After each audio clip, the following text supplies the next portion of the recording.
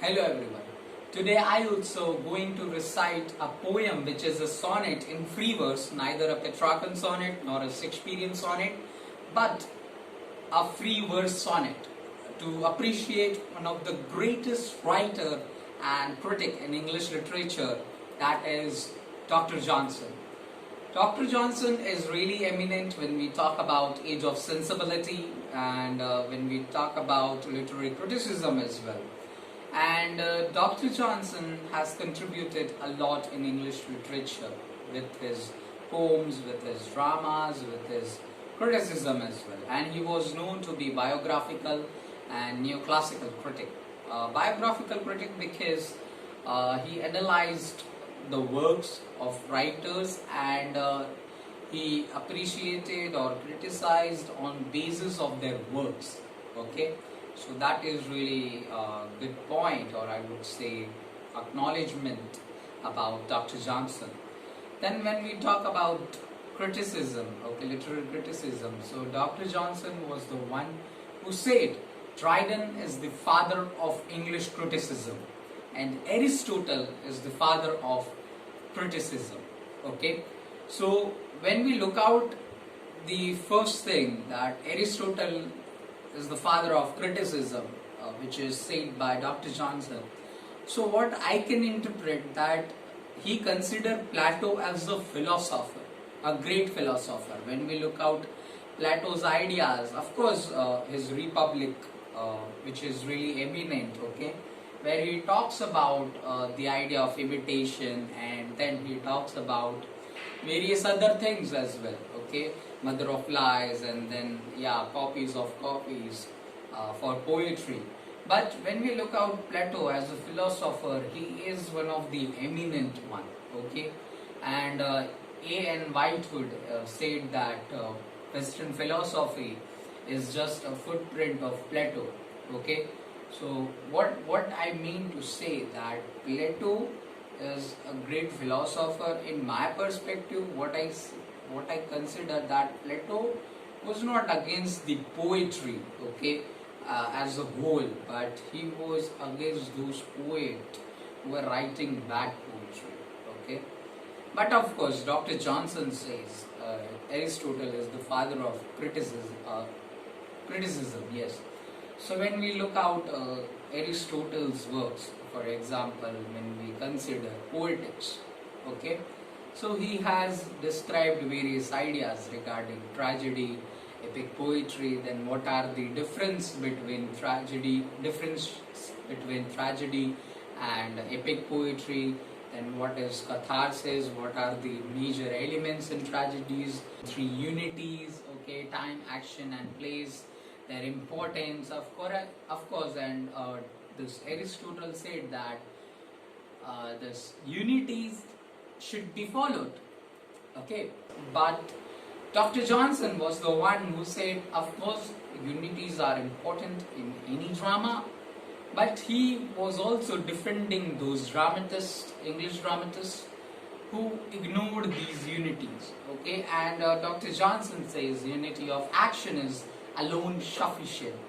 So that is the argument by Dr. Johnson in preface to Shakespeare, and he acknowledges Shakespeare a lot in that essay, okay, and that was published in 1765, okay, 1765, preface to Shakespeare, where he talks about each and everything, okay.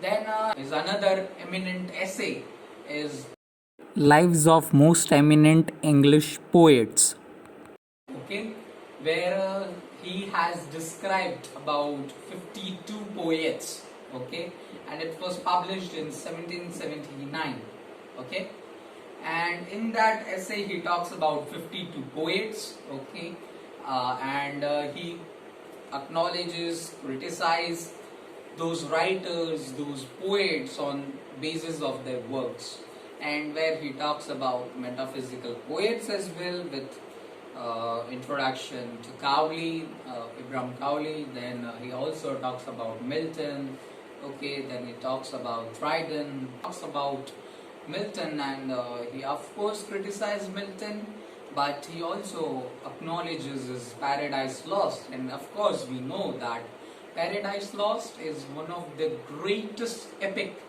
I would say, written in English literature by Milton. Okay, his other works, for example, when we look out Dr. Johnson, his other works, for example, Rambler, his periodical, okay, which was published twice in a week, okay, at that time, Tuesday and Saturday. Then Idler, which is a collection of essays, 103 essays are in that. And his other works, for example, London, which is a poem which was published in 1738.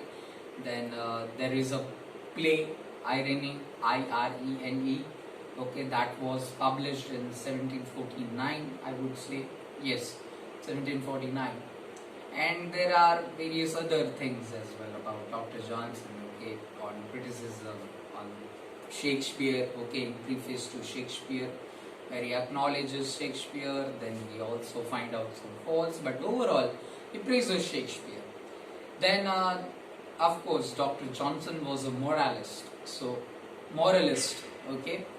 So, what he believes that literature should delight and should instruct, okay, it should teach us and it should also pleasure us, okay, like Sidney, like Horace, like Longinus. He also believes that literature should teach and should delight. Okay, my poem, which is a sonnet on Dr. Johnson, okay, and this sonnet is written in free verse. Of course, sonnet has its different forms, I would say, okay, types as well. For example, there is Petrarchan sonnet, there is Shakespearean sonnet, there is Curtile sonnet, okay. So it is free verse sonnet. So yes, the poem is, it is a verse for a moralist, exalted, eminent classicist critic. Idler and Rambler are prestigious, like those smashing esters. Thou hast adored my master, and prettified him like a phoenix. Acclaimed one is lives of poet, condemned whose sound was like the sea. Thou hast sagaciety and artisy, like those incisive ravens.